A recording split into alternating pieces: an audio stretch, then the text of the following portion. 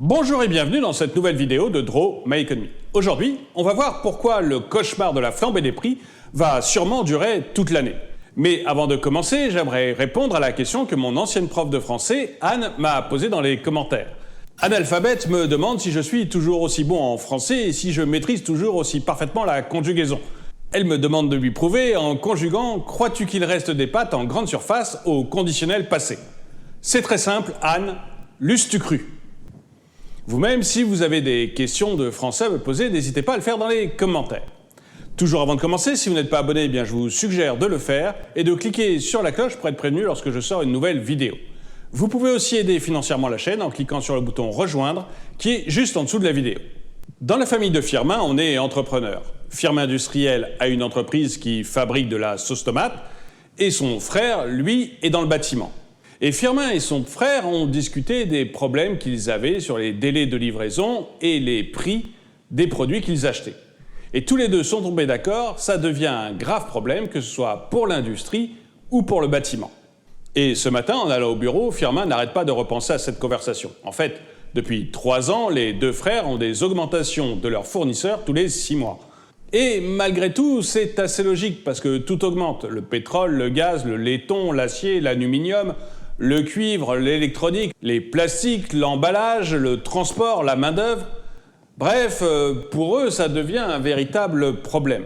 Et cette année, pour les deux frères, c'est le pompon. Ils ont eu des augmentations en janvier, en février et en mars, et ils voient que leurs fournisseurs leur parlent déjà d'augmentation pour mai, juin et juillet.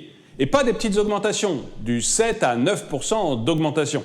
Firmin arrive à l'usine, il entre dans le hall, et il voit l'informaticienne, Maude, qui est toute triste. Heureusement, il y a déjà quelqu'un qui s'occupe de modérateur et il peut aller directement dans son bureau pour travailler. Il tapote sur son clavier et le premier mail qu'il reçoit, c'est un fournisseur qui va augmenter ses tarifs. Et dans son mail, le fournisseur lui dit qu'il est désolé, qu'il va augmenter ses tarifs de 9%, mais qu'en réalité, la hausse, elle devrait être plutôt de 15 à 20%, mais qu'il prend une part de cette augmentation sur ses marges. Il dit aussi que si Firmin veut son produit, eh bien, il faut qu'il commande tout de suite, parce que s'il ne le fait pas, le fournisseur ne peut pas lui dire s'il pourra encore lui livrer quelque chose dans 6 mois, ni même à quel prix il pourra lui livrer. Bref, c'est tout de suite au prix fort ou peut-être jamais. Firmin se retrouve devant un vrai dilemme et il décide d'aller prendre un café. En sortant, il repasse devant Maude et il entend quelques brides de conversation. Visiblement, Maude est très inquiète parce que dans son supermarché, il commence à y avoir quelques pénuries. Bref, elle dit que bientôt, ils vont être obligés de chasser pour manger et qu'elle ne sait même pas où vivent les lasagnes. En prenant son café, Firmin repense aux années qui viennent de passer. Il se dit que décidément, les temps sont extrêmement durs. Lui et ses fournisseurs, ils avaient à peine eu le temps de se remettre de la désorganisation due au Covid. Et voilà que des frontières se ferment. Et que du coup, pour recevoir du pétrole ou des métaux, ça devient de plus en plus compliqué. Et le problème du pétrole, c'est que c'est pas uniquement lié à la chaleur. Toute la pétrochimie est impactée. Et la pétrochimie, ce sont les lubrifiants, les colles, le silicone, le vernis, la peinture. Bref, c'est utile même dans l'usine de Firmin. Et quand il avait voulu racheter des pièces pour une de ses machines, son fournisseur lui avait annoncé une hausse de 20% de la pièce. Alors, Firmin avait râlé devant cette augmentation, mais le fournisseur lui avait expliqué « Pour fabriquer une pièce mécanique, vous avez besoin d'un abrasif. Et pour fabriquer un abrasif, vous avez besoin de silicium et de diamants qui viennent des pays de l'Est, de papier et de colle, dont les prix n'arrêtent pas de flamber, et d'acier, dont les prix peuvent prendre 30% du jour au lendemain. » Du coup, l'augmentation de 20%, elle était justifiée. Et Firmin, il est presque résigné sur le fait que quand un fournisseur ne lui demande pas une augmentation cette semaine, il lui demandera la semaine prochaine. Bref, Firmin finit son café et retourne dans son bureau. En passant dans le hall, il voit la geek qui pleure, mais tout va bien, on la console. Et à peine assis à son bureau, il reçoit un coup de fil, un fournisseur qui ne peut pas livrer dans les temps. Généralement, ce fournisseur, il lui envoie les produits en 3 mois. Là, ça sera 9 mois ou peut-être 12.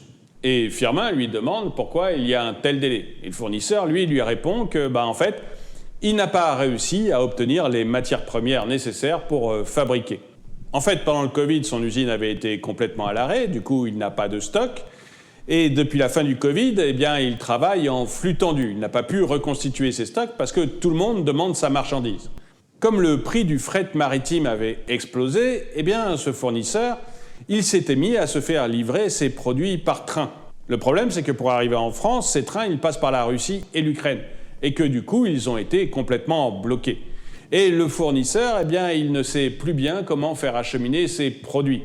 Il va être obligé de repasser par le fret maritime, qui coûte plus cher, et le temps de passer une nouvelle commande et de réacheminer les produits, eh bien, finalement, il va falloir attendre 6 à 9 mois de plus que d'habitude.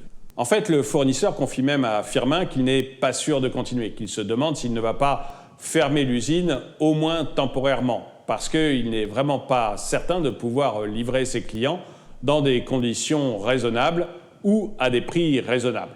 Et Firmin, en raccrochant, il se dit que sa sauce tomate qu'il vend dans les restaurants et dans les supermarchés, eh bien, il va devoir en modifier le prix. Il va falloir qu'il en augmente le prix pour répercuter les hausses que lui font subir ses fournisseurs. Et même en répercutant le prix, il se dit que l'autre problème, c'est qu'il risque de se retrouver en rupture de stock. Et c'est pour ça que le problème de Firmin Industriel, c'est aussi le vôtre. Comme Firmin a des problèmes de stock et des problèmes de hausse de prix par ses fournisseurs, eh bien vous allez trouver des problèmes de stock et des problèmes de hausse de prix dans vos supermarchés et dans vos restaurants. Et comme les fournisseurs de Firmin lui disent que les problèmes vont arriver encore pendant au moins 6 à 9 mois, eh bien vous aurez, ces problèmes pendant encore toute l'année 2022. Mais vous, qu'est-ce que vous en pensez? Pensez-vous aussi qu'on est en train d'aller vers une grosse crise et que toute l'année 2022 va être une année noire? Ou pensez-vous qu'en fait, dès la fin de la guerre en Ukraine, les choses vont reprendre leur cours normal? Dites-le moi dans les commentaires. Et le dicton du jour. Si t'as pas de curly, mange un ami. Merci d'avoir regardé cette vidéo, mettez-lui un pouce vers le haut, commentez-la, partagez-la. Merci à tous ceux qui soutiennent la chaîne et je vous dis à très bientôt.